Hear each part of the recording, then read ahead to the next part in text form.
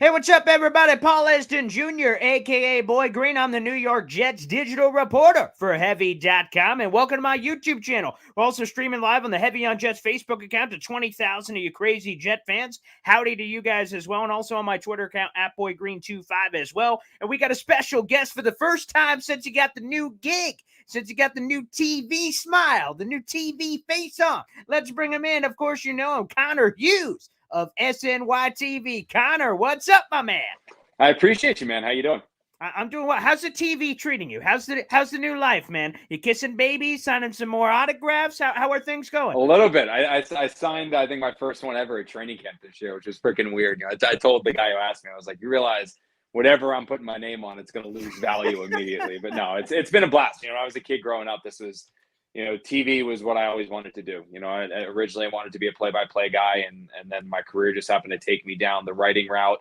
But what's cool is that we're all these years later, and it's kind of found back in some realm. You know, I still write, I still on TV now, I do radio like I'm doing this now with you. So it's everything that I've ever wanted to do in life as a career. It's kind of all come full circle, and I get to have my hand in a million things, so I never get bored.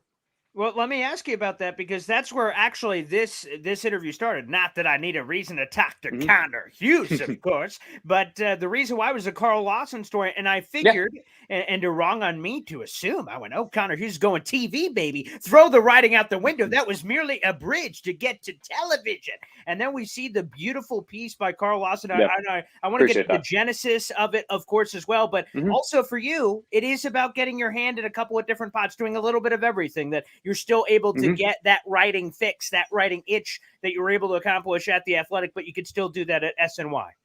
Yeah, that was honestly a big reason. You know, when SNY started talking to me and recruiting me, you know, one of the things that we both loved was that, or one thing that I wasn't in a way willing and to give up, and something that they still wanted me to have a pretty big hand in, was writing. Because, you know, that's like I said, it's the love I never really thought I'd have. Because, you know, it's funny how, like, my career started, dude. I don't know if we've ever talked about it, you and I, but I've told the story when I've talked to colleges and high schools and things like that, is that, like I said, I wanted to be a play-by-play dude. Like, that was my career, my passion. And I was at Burlington County College, and of all things, I had a history class, like a prerequisite. And my history professor that year put us all into study groups based off our major. So I was a communication major, right? Because I wanted to be a play-by-play guy. And when he went to us all, I was in the communication cluster, and he goes, Connor, communications, what do you want to do with that? I said, play-by-play guy. He goes, oh, it's interesting. You better learn to write. And I was like, well, what the hell you mean by that? And I talked to him after the class, and he said, find a broadcaster that doesn't have a background in writing. And just from that, I started writing. You know, I was covering high school sports at the time as a play-by-play guy. And I went out and I started writing little stories on the games that I was at. And dude, I loved every second of it. And I loved writing stories about high school sports. I loved writing stories about little league sports. I loved writing stories about anything I could get my hands on. So it's a passion, and it's a love of mine that I didn't want to give up. And I think what I loved so much about joining SNY is that they were going to give me the opportunity to be on television more, but they were also going to provide me that opportunity that when I want to get my written word out there, be it in columns or be it in just storytelling, like the Carl Lawson story, I was obviously going to have the opportunity to do that. So it really is a dream outlet and a dream gig and a dream job for me. Connor, let's get into the intricacies of that, which I find fascinating. Yeah. Now, take us through the difference of what you guys unfortunately had to go through, as the nature of the beast, of purely Zoom calls, and take us through that. And you're just on a Zoom call, a player's there, you're not doing one-on-one, you're there, I would assume, with a bunch of other people. You ask your questions, and at the end, there's someone kind of rushing, poking the stick. All right, let's go. Last question. This. As opposed to, and tell us a story, because I don't know, but I only saw morsels of it on Twitter, of how the Carl Lawson story came to be, because it didn't even seem like you were going to write that story until the story just kind of found you. Yeah, no, I mean, I give, like, the COVID years were tough for everyone, and I give credit to Jared Winley and Danielle and Eric Gelfand, you know, over at the Jets Media Relations Department, because they did what they could to help us in trying circumstances, you know. So if you wanted a player one-on-one, or you wanted to try to talk to a guy about a story, they'd try to give them to you on the phone, and they try to give them to you on Zoom or something like that. But you have a member of the media relations, you know, on the call with you, or in the Zoom room with you. And Zoom made things a little bit easier because you could at least see the guy's face, but still, it really wasn't the same. So, I mean, we tried it, but it just wasn't nothing replaces just being in front of somebody and talking to them. And it's like one of the biggest piece of advice that I give like students when they ask me advice, or when I go and I talk to them and we talk about interviewing and things like that, is like, I never ever go into an interview with a player, coach, anybody with a list of like questions, like these are the 10 questions I want to ask them. You know, there's like an outline of, this is the general idea of a story I want to tell, and I know I want to touch on these 3 things, but it's never like question 1, question 2, question 3, because in my experience, the best stories that I've been able to uncover, the best stories that I've been able to tell, they came not from asking questions, but from listening to answers. And you can ask a question, but then usually it's the follow-up that you didn't think you were going to ask that brings out the best information. And so for me, like, it's, you ask a guy a question, you listen to it, and that might spark something and go and go and go. So, you know, Carl Lawson was one of the guys that in training camp, you send the Jets a list of the players you want to talk to, and Carl was one of them. And my story was honestly just like Carl and I followed each other on Twitter for a while. I've exchanged DMs with him, so I know him decently enough. But it was more just like, I want to tell the Carl Lawson story, like something about, you know, going back to when he was injured, fighting his way back, this, that, the other thing.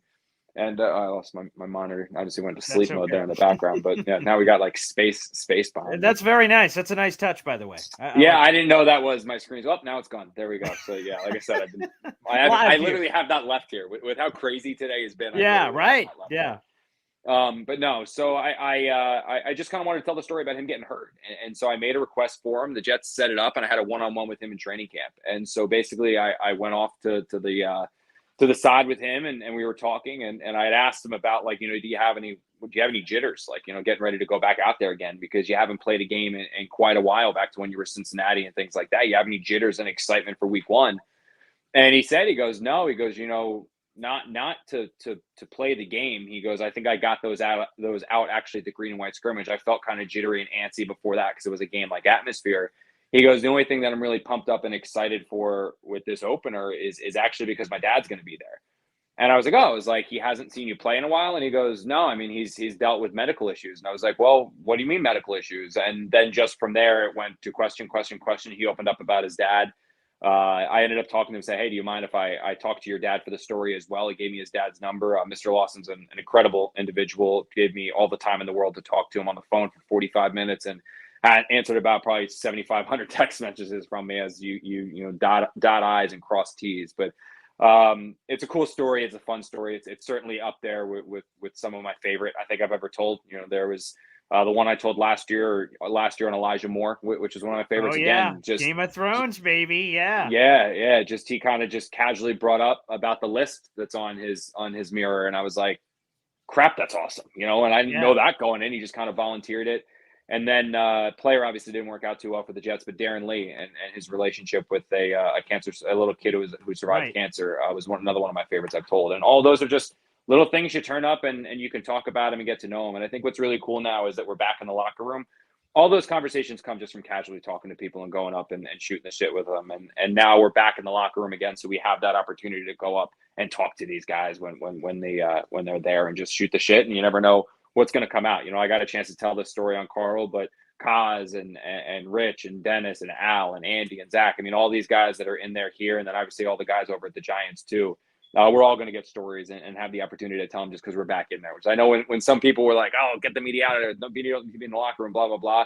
This is why it is valuable for us to be in there, because we have the opportunity to show fans and be the extension of fans to these players, to get you guys an opportunity to get to know them underneath the helmet. Because, you know, I don't think too many people would have known what Carl was going through with his dad, or even extending just now with DJ Reed and how he was able to open up about his dad today via Zoom, and what came out yesterday, obviously with CBS and telling that to Otis. So, you know, it's cool that we're back in there and able to tell these stories again. Again, we're speaking with Connor Hughes of SNY TV, baby. You can see that fresh face all the time on television. Pretty much, man. Yeah, it's wild. Yeah. Well, you can see with Gene and everybody. It's Janae, excuse me, and you can see them all together, which is beautiful and awesome.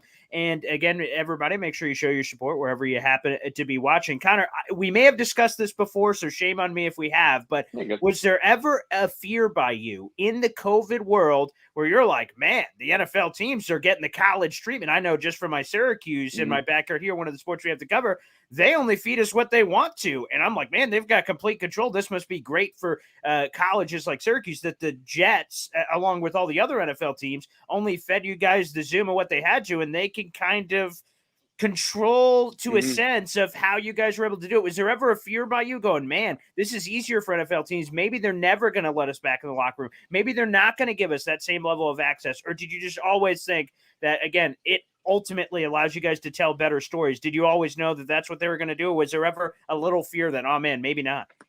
No, I thought the locker room was done, and Bob Wow. Glauber and Lindsey Jones deserve the two former president, current president of the PFWA. They deserve all the credit in the world for getting us back in there, because I thought it was done. Once we were out of the locker room, I thought that there was absolutely no way that we were going to ever be back in there. You kept your fingers crossed and you hoped, and you were like, oh, please, please, please. But like I never really thought. When you saw baseball guys get back in the clubhouse, you were like, maybe football's following. And then obviously, I think when Lindsay let us all know before it was officially official, owners meeting, I think was when it was officially said. But Lindsay kind of started to let us know that it looked like we were heading in that direction, just maybe a little bit different.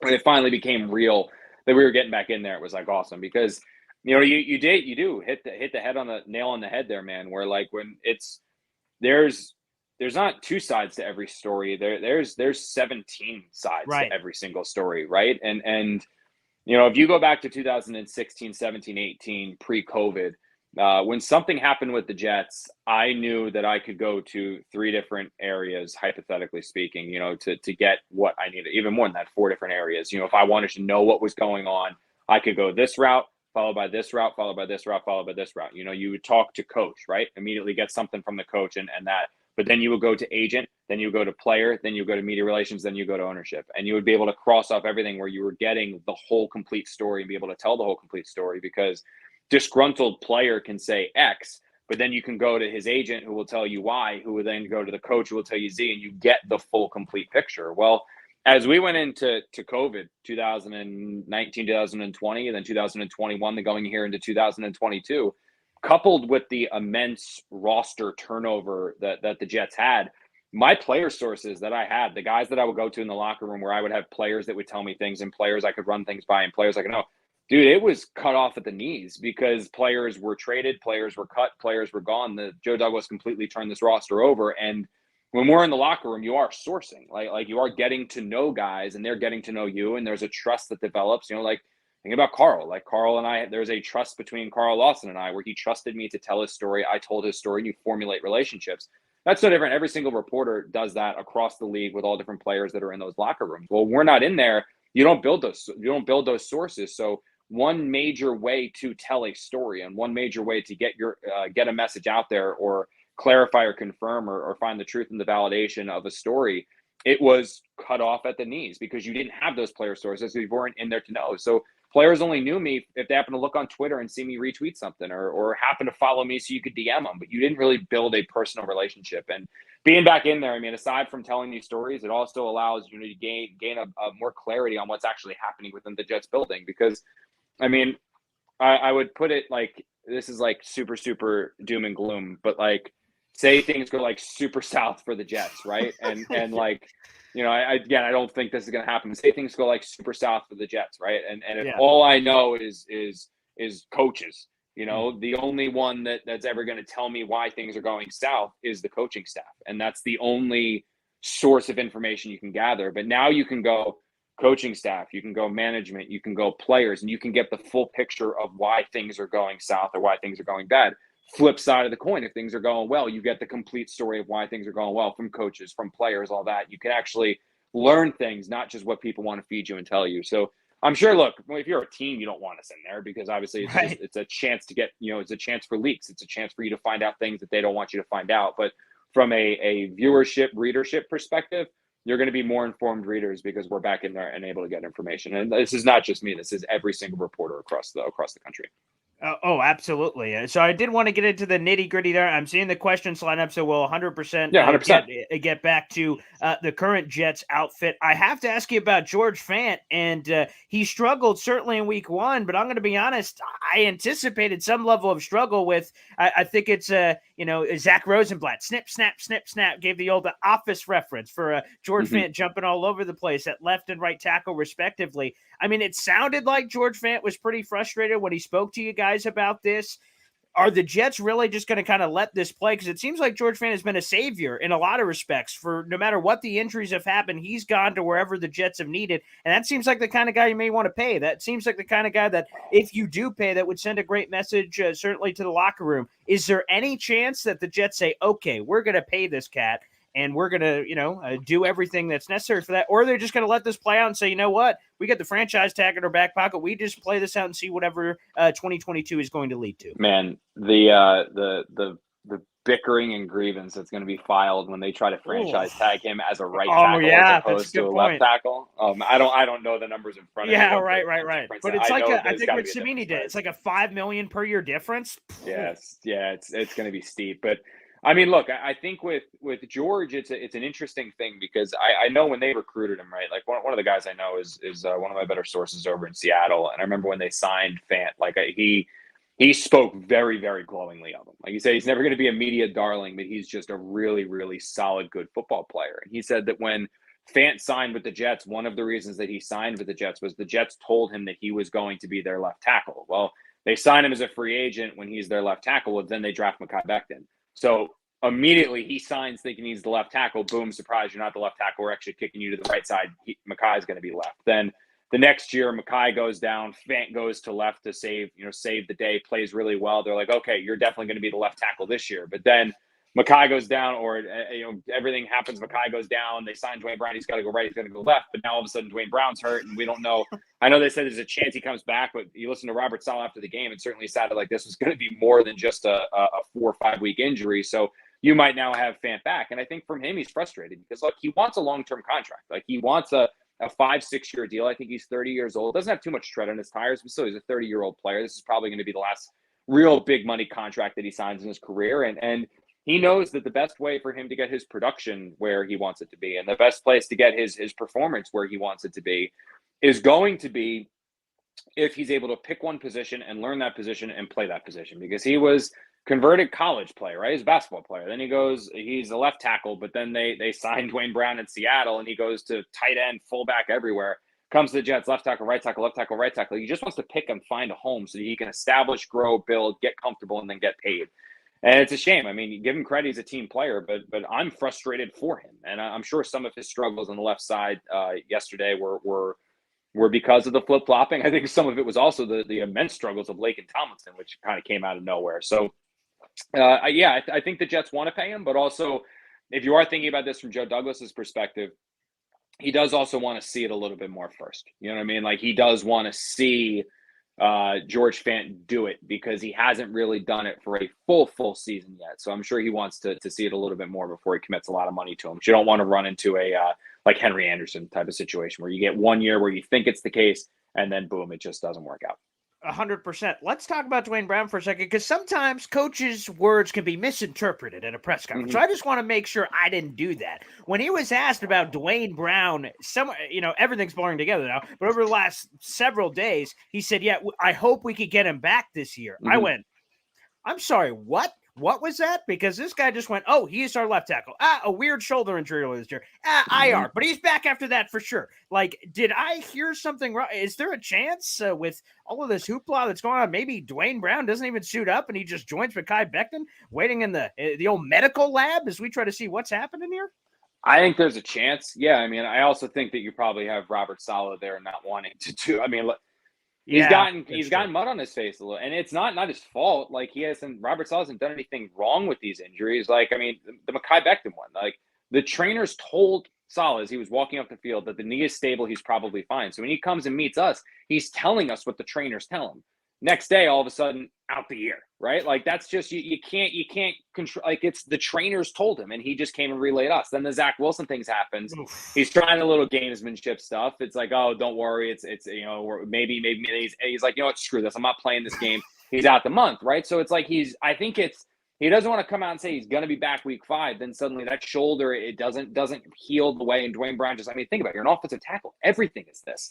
So if that's, look, your shoulder's moving, man. Like if it's not right and he can't do it and he can't perform in that way, well, they're not going to throw him out there because he's going to be more of a detriment than just starting Max Mitchell. So I think Saleh in a little way is doing a little CYA and making sure that he doesn't say something and then all of a sudden get caught on it or caught up in it and look bad again. But, I think that whether or not Duane Brown plays or doesn't play, I think it is absolutely up in the air. And look, this is what happens when you sign a 37-year-old to play an offensive tackle with all that. I mean, he's not even a young 37. He's an ancient 37 with how many snaps he's got in his body. Yeah. So, it's not ideal. It wasn't an ideal situation, but honestly, man, this is why, sometimes I know people make fun of us and as reporters and media, and it's like, you never want to turn around and pat yourself on the back. And I'm not patting myself on my back in this, but sometimes like the obvious is the obvious. So last year when we said over and over and over again, where the hell is the veteran backup quarterback behind Zach? And it's like, no, we don't need one. No, we don't need one. No, we don't need one. Well,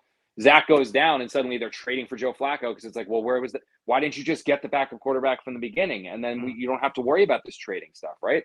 Same thing with the competent backup offensive tackle that we were all talking about, where it was, you're going into the season with George Fant, who has durability concerns, Mekhi Becton, who has massive durability and performance concerns. Where's the insurance policy if something goes wrong here? And there wasn't an insurance policy if something went wrong there. There really wasn't. So they had to scramble last second and just sign Duane Brown off the street when, again, he was 37 and a free agent 2-3 weeks into training camp for a reason. You know what I mean? Like, there is a reason he was a free agent. It's because he's old and people are worried about his durability. Even though he started all his games last year, they're still worried about it. And unfortunately, that was the best option the Jets had. They signed it, but then boom, he's here. Well, I mean, he plays one game and a week of practice and he's hurt. So it's not an ideal situation.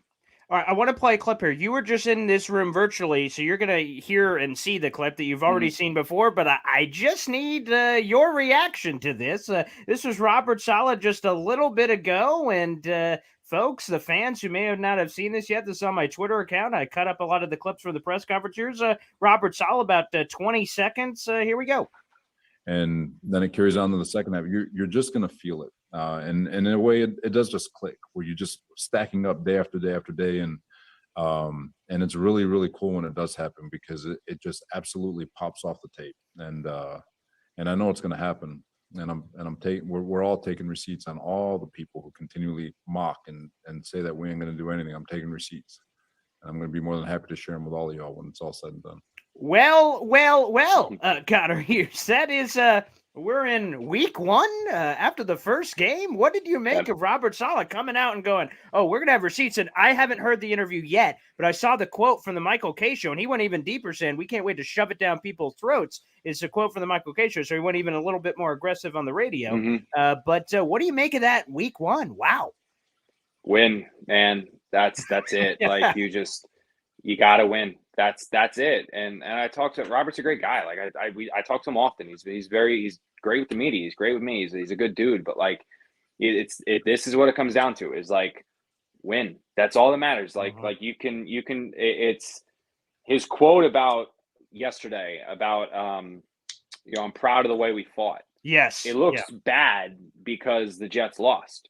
The quote here about saving receipts, it looks bad because the Jets are 4-14 in his tenure as head coach. You know what I mean? If the Jets go out there on Sunday and beat the Browns, and then the Jets come out there and maybe they lose to the Bengals, but then they come out and they beat the Steelers, and they're going into they're looking at 2-3 to start this season, with some other games coming up where you can maybe play the games that, like, the Patriots aren't looking that great. Like, they might be in some trouble this year. Maybe, okay, finally they get a third win and they're going in. So maybe you're looking at 3-5, like something like that. And then when it gets easier, their schedule gets easier after the bye, you got a chance to really make some news to potentially get to 7 or 8 wins. Well, it all looks great. The problem is right now is that you're saying you're saving receipts and you're saying you're proud after, again, for the Jets, another game begins the fourth quarter where it's already decided that there is really, aside from a miracle, no chance of you winning that game because you're down 21 points or whatever the hell the score was at the end of the third quarter. And it's like, eventually it's just, what was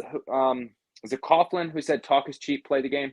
I think it was Tom Coughlin who said talk is cheap, play the game. Like, that's really what this comes down to, is that, like, you can say everything you want to say. And you can make great headlines, which Saleh clearly did today. You can fire up the fan base in a negative way, which Saleh did yesterday, which it was very clear when I was going through my mentions and seeing some of the things people were saying about him. Like, at the end of the day, all that matters is winning. And I think with this fan base, which is completely understandable for you guys, is like, you're not talking about a bad year. You're not talking about a bad 2 years. You're not talking about a bad 5 years. You're talking about a decade of largely incompetent football.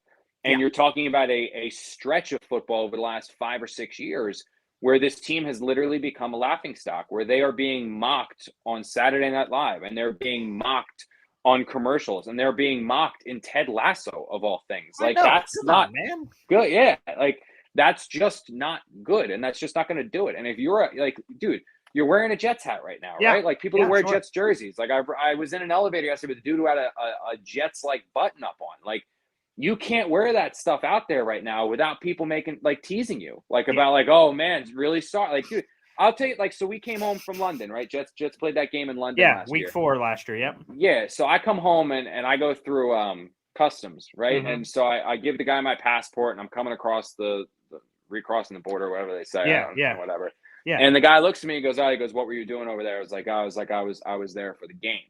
He goes, what game? I was like, Jets, Falcons. I was like, I'm a reporter. He goes, oh, really? For who? I was like, I'm the Athletic. I cover the Jets for the Athletic. And he looks at me, he shakes his head, he gives me my passport back. He goes, I'm so sorry. And it's like, dude, I just cover. Like, that's a random dude in the Philadelphia airport that's saying that. Like, I can't imagine. Like, and I'm not gonna hammer this home because I know I'm gonna get. You're probably gonna get this in the comment section. Like, everyone knows, like, I didn't grow up a Jets fan. Like, I'm not a Jets fan, but like, I can't imagine being a Jets fan and having to deal with this year after year after year after year. And when you put forward this entire offseason, whether it was the pre-training camp documentary that the Jets did, which was incredibly well done, but then the training camp documentary that's incredibly well done. But that entire thing is basically setting the stage for, we are different this year. Yes. We are a much more talented team this year. We are going to turn the corner this year. Look at all of our young players. You got the 60% shirts. You got the all-in shirts. You've got the give it, positive vibe shirts. All that shit to push it forward and say, like, we are here. We are the new Jets. We are going to play. We're going to compete. Maybe we won't be playoffs or Super Bowl. We're in every single fourth quarter is going to begin, and we are going to be in every single game with a chance to win. That's what they're putting forward. That's what they're saying, right? That's what they're putting forward. That's what they're saying. And then the first opportunity you get to have go out there, and the game is over in the third quarter. And again, the offense isn't effective. And then the defense starts well, but then falters down the stretch because they get worn down. It's the same story as 2021. So you can't say it's different. I'm proud of these guys. We're saving receipts. You can't say all of this and then get your ass kicked. Like, you can't do that. And if you're a fan of this team, you're sick and tired of it. The talk is cheap, play the game. You're tired of hearing it. You're tired of them telling it. At the end of the day, win a damn game. And the parallel that I can draw it to is the Giants yesterday. And the Giants are a less talented team than the Jets. The Jets are a more talented team than the Giants are. The Titans are just as good, or I wouldn't say just as good. They've dealt with their blows. They've lost some players. The Titans are still a good football team. The Giants, even if they lost that game yesterday, even if Randy Bullock made that 47-yard field goal, that fourth quarter began and the Giants were down 7 points. There was a moment in that fourth quarter where the Giants were setting up for a PAT to either tie it or the two-point conversion to take the lead. There was a chance for the Giants to win that game. They got the chance and they won it. And the Giants are a less talented team than the Jets. Those are the games the Jets should have been playing weeks 1 through 18. They shouldn't be getting blown out at this point anymore. Like, I wrote this in my column yesterday, man. Like, it's taking longer to build the goddamn Jets than Rome. Like, seriously. Like, everyone's like, I'm sorry, it's been 4 off seasons now. 2020, 2023, 2020, 2021, 2022. Full drafts, full free agencies. Like, it shouldn't be. Fourth quarter should not happen right now. And I'm tired of everyone telling me, oh, the Baltimore Ravens. Their receivers stink. They were down their starting left tackle and their backup left tackle. Lamar Jackson hadn't played a game since like December 12th. And their starting running back was down. Like, it should have been a fourth quarter that began with us being able to say, if they do this, then they can get it. They have a chance to win. And instead, it's no different than 2021. It's no different than 2020. Like, that's just the fact. And that shouldn't be happening anymore. So, yeah, it sounds real good, man. Like the quotes sound good and they read good, or they can also piss you off when it's too positive. but eventually it doesn't mean shit. Like, it doesn't mean anything anymore. The words don't matter. Win a damn game, or at least put yourself in a position where you can win a game.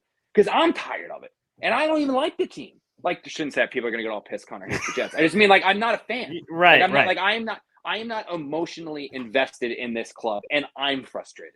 So if I'm frustrated, like, I can't even believe it. And that's why I got it. Like I said, like I was watching Can't Wait today. Like Zach was on. Right, Zach's doing a great job with it. I'm happy I'm on here because like I was texting my buddy, and I was like, as I was watching them, I texted my buddy Joe Lockalandra, who's a big Jet fan. Yeah. The dude I go to for history stuff all the time. And I'm like, man, I was like, I gotta rant. I was like, and I can't do it on TV because there's time. Right. Like I got like a minute and a half hit or this. Yeah. Like Unlimited. I don't have the avenue to freaking rant, and like I have it like built up, man, because it's like I'm heated. And I don't know why I'm heated because like, and it's like, if I feel this way, I can't imagine you guys. Like, I really can't imagine you guys. And I feel for you because it's like, at the end of the day, like I was talking to somebody in the Jets building, like earlier, like before I did this hit with you. Yeah.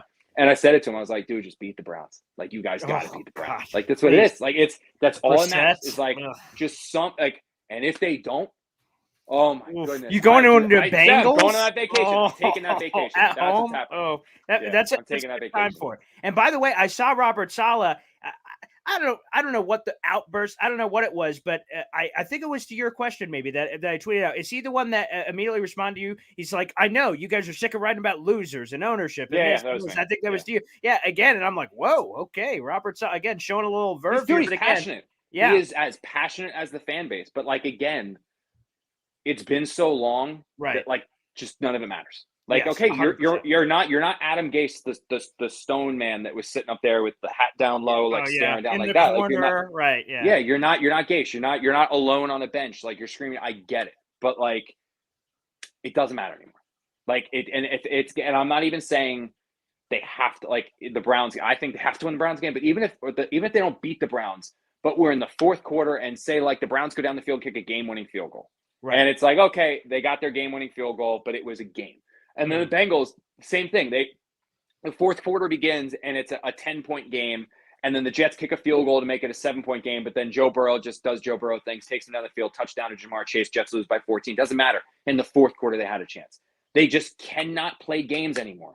Done. Weeks 2 through 18. This cannot happen. We cannot be starting the fourth quarter and saying, like, I can't be filing my column with 10 minutes left in the fourth quarter because I know it's over. Yeah, exactly. Right. It's done. It's been too long. I want to end it right there because I feel like it can only go downhill from here, but I have to get this last question in it. And it's you can ask questions. It's fine. Yeah, and again, whether or not we're misreading it. So get me all fired up. I got to hit the gym after this. So I love that. And I know that. And again, the TV, you got to make sure you're looking fit and looking all crispy for television. So that's good. Are we overreading about the quarterback thing? So Robert Saleh again sometimes leaves things open. Remember the Mike White game last year, Bengals. He said, "Hey, you never know," and that sent fans, of course, crazy. Oh man, he's the guy now. Okay, the Jet fan thing is sick. But today he says that the door's kind of open, and then Ritzamine immediately follows up. You know, you're leaving the door open by doing this, and he's like, "Well, Joe Flacco's probably the guy, but you never say never." So he's not dumb. How long? So long story short, how long is this leash on Joe Flacco? A month ago, he said, "Man, Joe Flacco emphatically is a starter in this league." And after the first game, he's like, "Well, you know, anything's possible. No promises." Whoa. You know? Yeah, I got to do some homework on that, like after. Okay. Like I get them just so I can touch in and see like what the hell. Because that immediately was like ding ding ding. Like it was like right. Robert's not ignorant. He's not dumb. Yeah. He knows, like he knew as soon as he said that what that means. I don't know if he's trying to light a fire under Flacco. I don't know if he's trying to I honestly don't know. I haven't talked to him. Okay. I haven't talked to people over there. Like literally the press conference pretty much ended. I had right, and then jump right over here. Yeah. So I haven't had a chance to like do any research on that or anything like that, but I can tell you that like that's noteworthy. Like that's really, really noteworthy because by saying that he opens the door. And like when he said that, my immediate thought was like, well, it's probably going to be Mike White next week. Like that's what I thought because like I don't think you say that unless you think you're going to like you don't open that door. You know what I mean? Unless he is just so kind of scarred from saying one thing and doing another that he really doesn't want to like cause even more hysteria and he just wants to leave all opportunities open. But saying that he knew what he was doing and everyone knew what he was doing. I mean, it opens up the possibility for them to now make a switch. And it's like, you know, when you hammer home like Joe's a starter, and then 1 week pull it, I agree. That's kind of funky. But No, I mean, I think that's definitely noteworthy. I think that's 110% noteworthy. I made note of it. Like, well, now I'm going to have to be chasing this. Right. Check it out. What about the Flacco thing? The one that raised my eyebrow. I know we got to get you out of here with time, but the one thing that raised me on the Flacco thing is yesterday. It's like, we were kind of lacking a little juice. And I'm like, lacking juice. Week 1, September 11th, we were all singing the national anthem. Home opener, midfield. Joe Flacco's been cryogenically frozen on the bench the last couple of years. What do you mean lack of juice? Isn't that the quarterback's job? That one was like, whoa, what the hell? Isn't that his job to bring the juice? That just seemed like a weird comment. Was it as weird to you guys asking and answering and kind of in the press conference over the weekend? Yeah, I think he meant, I think he meant like just to get him over the hump. I think is kind of what he was trying to say. Like, not so much like we don't have intensity or fire. I think what he was trying to imply is like we're just missing that little something of believing we're good to like get over it. Because I think what he's saying is like, and it's a downside of having a young team that has perennial be losing, because this is the Jets have been a losing franchise for a very long time. And when you're a losing franchise for a very long time, there is a stench around a team that you're going to lose. You know what I mean? It's almost like the Falcons when it's a close game at the end. You have a feeling like they're going to blow it. With the Jets, you just have this automatic feeling like they are going to lose the game because they're the Jets. The Jets are just not going to win because the Jets are not good. And when you're a player, I think playing for that team, you can unfortunately fall victim to this is going to be a problem again. Like, we're going to lose. It's just like, maybe we're not that good. We are the Jets. Like, yeah. And I think you have to break that stigma eventually. And you have to turn that corner to be like, F that. No, we are the Jets and we're going to come beat you. And we're going to beat your ass. And we're going to punch you in the face and we're going to win. I just think what he meant is like, because he was saying, he goes like, we need to have just more. We know we're good, but we need to have more conviction that we are good. Like, not that we think, we know we're good. And then like, once we have that, the little mistakes will clean themselves up and we'll be pushing them in the end zone. We'll be doing all those things. So I think that's probably what he meant. Okay. Well, Connor, we've got a million more questions. If you want to go rapid fire, I can go rapid fire for a couple more minutes. Okay, sure. All right. You know what? If we could get more Connor Hughes action, who wouldn't want more Connor Hughes action? By the way, don't ask that question. Someone will get on you on that. Yeah, and we got double Connor. My boy Connor Rogers, of course, joining you as an official teammate. I know he's done work with SNY before, but now SNY pre and post game. So again, I don't know what the Vegas over under on Connor was, but more. They got to add Connor Orr. Always good. We'll go 3 for 3. We got to get Connor Orr on some of these. All right, guys, let's get a couple of these rapid fire questions in, and I see there's like 200 of you guys in here, so we'll get a couple of these on here. I saw people, they were complaining about. Let's see here. So, Max Mitchell. What? I don't know if you've spoken to enough people yet about Max Mitchell's debut. What did you think of him just, again, stepping in? And then also the comment, Calais Campbell, just another guy heading into the week. How do you fare? That was ballsy. I just rewatched the game. I thought he didn't play great, but I think for all things considered that it wasn't a horrific debut. I know he got railed by PFF or something like that, but they screw everyone all the time. Mm-hmm. I watched. I didn't think he was like the biggest issue. Like, I mean, he wasn't great, but I did not come across like, oh my God, he's the reason why they're having these problems. Like, that was not the way that I thought of it or the way that I looked at it. What I did think was that, or I do think he's going to get consistently better as the season goes on, because he's a developmental project who's now just being baptized by fire. So there's going to be bad, there's going to be good. You just hope he can build on that good. Let's go to another one here. And what about the Laken Tomlinson? You mentioned it. The total implosion. I thought he was going to be the rock steady, thing for this offensive line. Is that a sign of concern? A weird just first game where the offensive line really hasn't gelled? What do you make of the Laken Tomlinson thing? I'm getting a lot of questions about that. I don't think it's a gelling thing. I mean, I like the first pass Flacco threw, he's got a guy in his lap, and it's because Tomlinson was blown up, and then it happened like 5 more times. And I don't necessarily think that I'm not sounding the alarms yet or panicking yet, because Tomlinson's a veteran, and there's been so many seasons where he's played really well within this offensive scheme, obviously in San Francisco, that I wouldn't panic yet. But it is noteworthy. I mean, because that was bad. Like, that was a very, very bad performance from a guy they paid a lot of money to. So I'm making a note of it, but I'm not sounding the alarms yet. I'll ask it, although I think there is no reality whatsoever. I'm seeing 1 million Strevler fans out here in the comments. Is there any chance, and for Zach Rosenblatt too, for Zach Rosenblatt watching at home, #1 Strevler fan, is there any chance that Strevler, under any circumstance outside of injury, gets any action during this time that Zach Wilson is away? Not this week. I mean, no, I don't think so. Okay. Only Sorry, injury is Strevler probably the only fans. thing. Yeah, that's no. I don't uh, think so.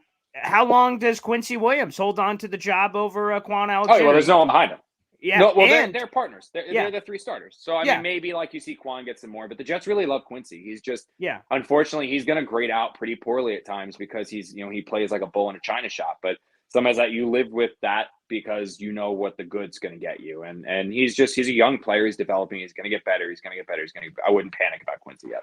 By the way, just major credit to you when you joined us this offseason. I know you got a lot of flack for that, which, again, I thought was weird on the 2 linebacker thing and why the 3rd linebacker was that big of a deal or big of a need. Again, you calling that out on that respect. Now, I didn't think they get Quan and get the impact they're getting out of Quan. Like, right. Even when they signed Alexander, I thought it would just be a guy, like just solid veteran depth piece. But he's been really freaking good since they got him. Like, really, really good. Why? I don't know if you have any insight on this. What happened with Quan? Like when he signed, I'm like, oh man, that's got to be a decent chunk of change. He's still a young guy and coming over to Saleh. So just injuries and the market wasn't really there. Is that it? Yeah. I mean, people don't want to pay a lot of money for an injury prone player, especially when that injury prone player plays a position that is so physical. Like he's a linebacker. I mean, you're already injury prone, quote unquote. But I actually talked to Quan. I have to write the story. I have the quote saved, so a little preview. But he completely changed his diet, and he actually got blood work this offseason. Wow. And he found out like all of these things that he can't eat. So he's invested this offseason more time than ever before in his body in terms of stretching and rehabbing and getting himself physically, but also what he's putting in his body. Like there's a ton of shit that he doesn't even eat. Like I don't think it's cheese he doesn't touch. It's not like gluten intolerant, like or anything like or like pescatarian. He's not like it is literally the Quan Alexander diet. So like he had a doctor that took his blood work and analyzed exactly the things that do harm for him and exactly the things that do well for him. And he does not touch any of that. So it's like weird. Like, so for example, I was like, are you eating egg whites? He goes, no. He goes, he can't eat any egg whites. He just eats egg yolks. So it's like that detail where he eats the egg yolks, not the egg whites. He doesn't have like mayo. He can't eat mayo anymore. Can't eat cheese, but he can eat like it's crazy with the stuff that he eats. So, I mean, he's really invested in healing himself and getting himself better. And you're seeing it pay off, obviously, in a big way. Give us the truth on this. The Jets were looking at Duane Brown technically before Mekhi Becton got injured. Was the plan always, if everyone was staying healthy, that they planned on bringing him in as that quote-unquote veteran swing tackle, as Rich Samini described it? Or was that just, hey, if anything happens down the line, you're the guy? What happened there? Because you would think that as soon as Mekhi went down and Duane went in, that they would still be searching for the ever-elusive veteran swing tackle that they still have not gotten because of the injuries. Yeah, they wanted him to be the veteran swing tackle, but Duane Brown wasn't signing to be a veteran swing tackle. He wanted to start. Right. And so he wasn't going to come to the Jets unless he was going to be the starter, or if the money was just so good that he was like, all right, hell yeah, for that I'll be a swing tackle, but that wasn't going to happen. So when the price went up for Brown and the Jets had to sign him because it became a necessity. So that's a change I didn't say no to, but Brown wanted to start, which makes sense. At 37 years old, he's not going to go somewhere to be a backup. He wanted to be a starting offensive tackle, and the Jets finally gave him that opportunity. Well, Becton did when he got hurt. Well, right. Is there still a chance that they get that tackle? Do they just believe in Max? Are they cheap? So I guess Max will do because they don't want to. There's no quality starting offensive tackle available right now. You know what I mean? Like there's just it's week one. Like fans are clamoring for like an Eric Fisher as a name. I get it that everyone has their deficiencies at this point, but those are some of the names. Unfortunately, this is just where we are. I think they're gonna roll with Max. I think they're gonna roll with Max, and then I think that's what they'll do. Like they invested a 4th round pick in this guy. I think they're gonna roll with him and try to make it work. And then if it goes really, really south, like maybe they try to sign someone else. But I mean, you're talking about a guy who hasn't had any training camp, so there's going to be significant rust. You wonder if he's in shape. It's going to take him a while to bring him in, learn the off. Like there's a lot there, and it's the unfortunate part of the situation the Jets find themselves in. Garrett Wilson, 6 snaps. Did Saleh's explanation do enough for you, or this is the number 10 overall pick, and again the highest drafted receiver of the Jets since Keyshawn Johnson? Shouldn't he get some more PT? He will. I think it was Saleh explained it. I mean, they were just in 13 personnel, and it was okay. Like that's fine, but don't do that anymore. This guy, like you saw what he can do. But I mean, even if he's going to make mental mistakes, and I mean, he's like. Just put him on the field because when he's on the field, he does something. He is one of the few players that are on this roster that has the chance to do something special every single time that the ball's in his hands. So put the damn ball in his hands. Period. That's it. Put the ball in his hands. Did you find it odd that Saleh, as one of his things of growing up, pointed out Garrett Wilson's play, which looked spectacular, 3rd and 10, he just made a bunch of people miss, but he said, that was cool, but he should have drove forward. Did you have any issue with him nitpicking that? No. A lot of fans did. No, because he was using it as an example of like how he's going to grow and learn. So that's what he was explaining in terms of like youthful mistakes, where it's like, right. And you can see the replay, like when he knows, like he makes that second. He could have. When he just lowers the shoulder, he's got a first down. So it's like, no, I had no issue with that. I don't think players. It's a learning experience. It's like, it's one of those things where actually in training camp, the Jets tweeted the highlight. There was a play where like Garrett Wilson went up real high, and we all tweeted about like this ridiculous like body catch behind the left. It was actually a mishap. He ran the wrong route. So it was like, there's plays like they're all like, yeah, okay, it turned out well, but you teach the guy like you can do it better, and that's one of the things he's going to learn. So no, I don't think you should have any issue with that. That's just he was explaining how young the Jets are and how they're going to keep getting better, and there's little things that they need to learn. And that Garrett Wilson was one. I mean, that could be a first down. I thought Saleh should have then gone for it, quarterback sneak, something like that, like try to get that first down. But especially how the defense was playing. But Garrett Wilson, no, I had no issue with that. Panic meter on Breece Hall, seeing a lot of that. Michael Carter, and by the way, you guys were right. Again, another point for the beat, 0 for the fan. That they like said, the demise of Michael Carter was greatly exaggerated. It's like, Michael Carter, who? Breece Hall, baby. And then Michael Carter was the one, 100 total yards from scrimmage. Well, maybe we shouldn't overlook MC1. Mm-hmm.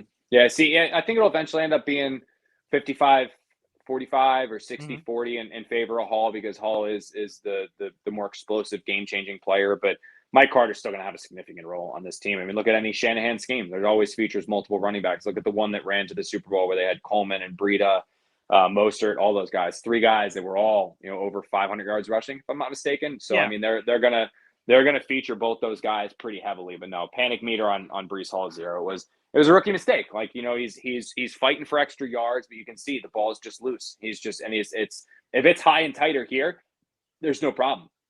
He's just loose with it, and it's floppy. It's chicken winging it. You know what I mean? And so it opened up in the NFL for a guy to come in from behind and punch it out. So I don't think there's any concern with Breece. It's like you said, you learned it's high and tight. Like, just, all right, next time high and tight. The Tiki rule, Tiki bar, which is high and tight. That's what you just got to learn, because you can see the replay. He's just sloppy with it, and that's not a talent deficiency. That's just a rookie mistake, which is, like Saleh said, you're going to have to live with some of those. All right, guys, these are the last 2 rapid fires, so we got to let Connor Hughes go. He's a superstar. Okay, let's go to this. Braden Mann is terrible. Why for a thing that, and I'm just kind of combining a lot of these fans' responses.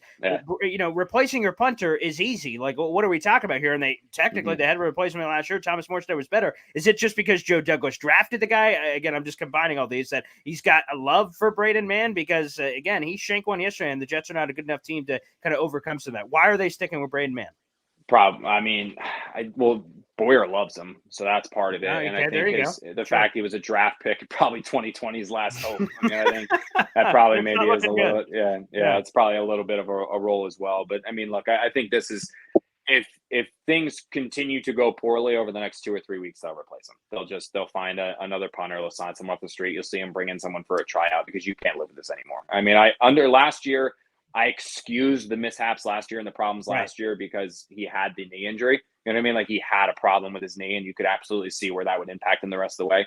Fully healthy, he should be a stud. He should be kicking like somebody who's a draft pick, and he's not right now. So I would think that his leash is probably shorter than some expect, where if he keeps struggling, they're gonna make a change.